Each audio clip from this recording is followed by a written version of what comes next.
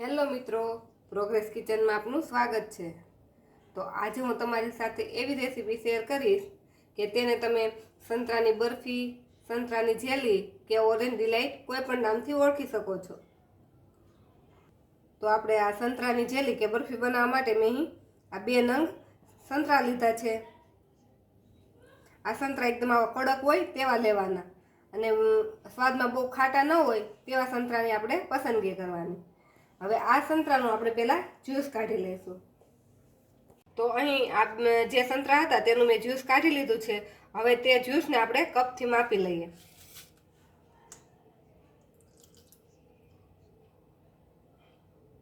તે સંતરામાંથી અહીં આ જે 250 ml નો કપ હોય છે તે 1 કપ જ્યુસ નીકળ્યું છે। આ જ્યુસને આપણે હવે એક પેનમાં લઈ લઈશું। આ ઓરેન્જ જેલી કે ઓરેન્જ ડિલાઇટ બનાવવા વખતે આપણે નોનસ્ટિક પેનનો જ ઉપયોગ કરવાનો, તો તે તળિયે ઓછું ચોટે। હવે તેમાં આપણે જ્યુસ હોય તેનાથી ચોથા ભાગનું એટલે કે 1/4 કપ જેટલો આ કોર્ન સ્ટાર્ચ કે કોર્નફ્લોર નાખીશું।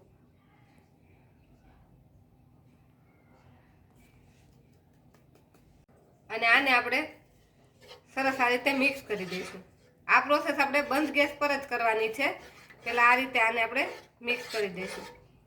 એક પણ લમ્સ ન રહે તે રીતે આપણે આ રીતે મિક્સ કરી દેવાનું। આપણું સરસ મિક્સ થઈ ગયું છે।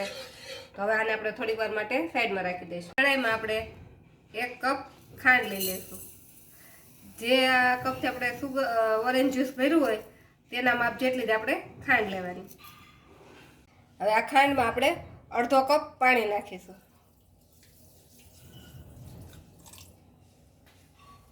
હવે આ ખાંડને આપણે પાણીમાં સરસ ઓગાળી લેશું અને આને આપણે સિમ્પલ એવો એક તાર થાય એવી ચાસણી બનાવી લઈશું।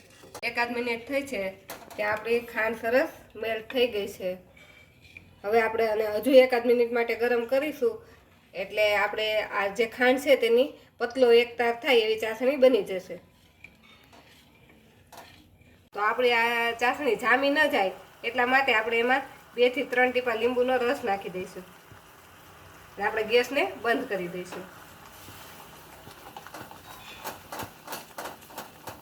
જે આપણે કોર્નફ્લોર ને સંતરાના રસનો જે આપણે પેસ્ટ બનાવી હતી તેને આપણે ગેસ પર લઈ લેશું અને ગેસ ચાલુ કરતા પહેલા એને આ રીતે એકવાર ચલાવી દઈશું। હવે આપણે ગેસને ચાલુ કરી આને આ રીતે સતત હલાવતા રહીશું। થોડીક વાર હલાવશું એટલે આપણે આ રીતે જે કોર્નફ્લોર હોય તે ઓગળવા લાગશે અને થોડો ઓગળી જશે પછી થોડોક આ રીતે ઘાટો થવા લાગશે। તો આને આપણે આ રીતે સતત હલાવતા જ રહીશું। આ પ્રોસેસ તો આપણે આ નોનસ્ટિક પેનમાં કરીએ તો જ વધારે સરળ રહે છે, નહીંતર આ છે ને બધે ચીપકી જાય છે। તો 2 મિનિટમાં જો આપણું મિશ્રણ આવું ઘાટું થઈ ગયું છે।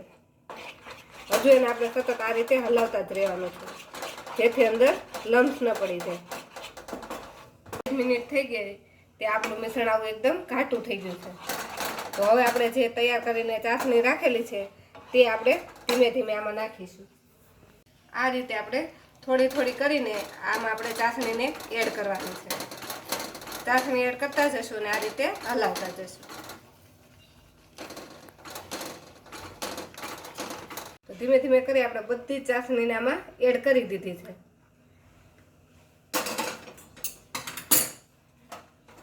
હવે આ મિશ્રણને એકદમ ટ્રાન્સપરન્ટ થાય ત્યાં સુધી આપણે હલાવતા રહેવાનું છે।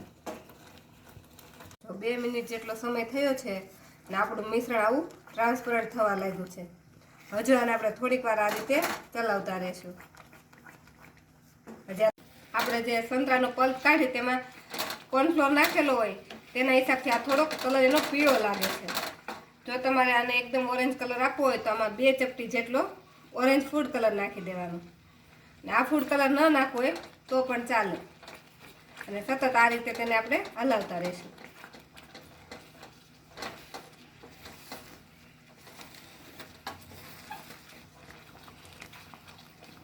4 થી 5 મિનિટમાં આપણી જેલી એકદમ ટ્રાન્સપરન્ટ થઈ ગઈ છે ને આ રીતે એ ટુકડે ટુકડે નીચે પડે એવી ઘાટી થઈ ગઈ છે। હવે તેમાં આપણે 1 નાની ચમચી જેટલું ઘી નાખી દઈશું। ઘી નાખીશું એટલે આપણી જેલી એકદમ શાઇની બનશે। નાખી ફરીથી એકવાર આને મિક્સ કરી દઈશું.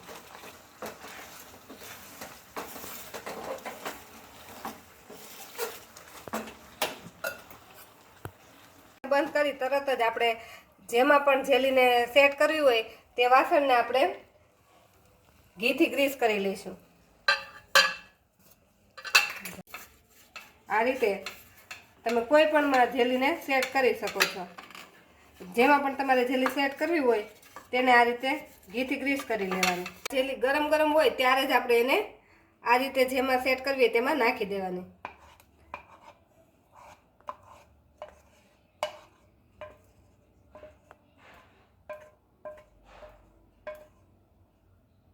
તરત જ આને આ રીતે થોડી ટેપ કરી દેવાની, એટલે વચ્ચે જો કોઈ બબલ્સ હોય તો તે નીકળી જાય.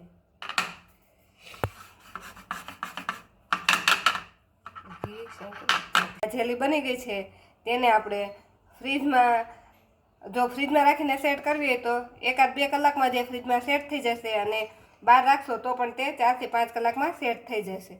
તો હવે આને આપણે સેટ થવા માટે રાખી દઈએ. 3 થી 4 કલાકમાં આપણી જેલી સરસ સેટ થઈ ગઈ છે અને આ રીતે એકદમ જામી ગઈ છે. હવે તેને આપણે પીસ કરી લઈશું. હવે આપણી જેલી જો સાઈડમાંથી એકદમ જાતે જ આમ અલગ પડી ગઈ છે. હવે આ રીતે આપણે મનપસંદ શેપમાં જેવા પીસ કરવા હોય તે રીતે કાપી લેવાની.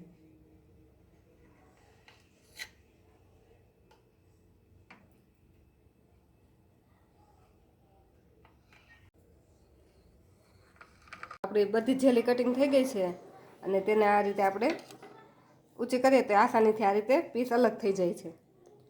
તો આ જેલીને તમે આ રીતે પણ ખાઈ શકો. અને જો આને તમારે થોડીક વધારે આમ દેખાવમાં સારી લાગે ને થોડીક એવી આમ ડ્રાય થઈ જાય એવી કરવી હોય તો અહીં મેં સૂકા નાળિયેરનું છીણ લીધું છે, તેનાથી આ જેલીને આપણે આ રીતે કોટ કરી દેવાની. આ રીતે કોટ કરી દેશો એટલે તમારી જેલી એકદમ દેખાવમાં એકદમ સરસ લાગવા માંડશે ને એનો ટેસ્ટ પણ એકદમ વધી જશે. તો આવી રીતે આપણે બધી જ જેલીને એક આ નાળિયેરના છીણમાં આપણે કોટ કરી લઈશું. તો આ રીતે આપણે બધી જ જેલીને આમાં કોટ કરી અને એક ડીશમાં લઈ લઈશું.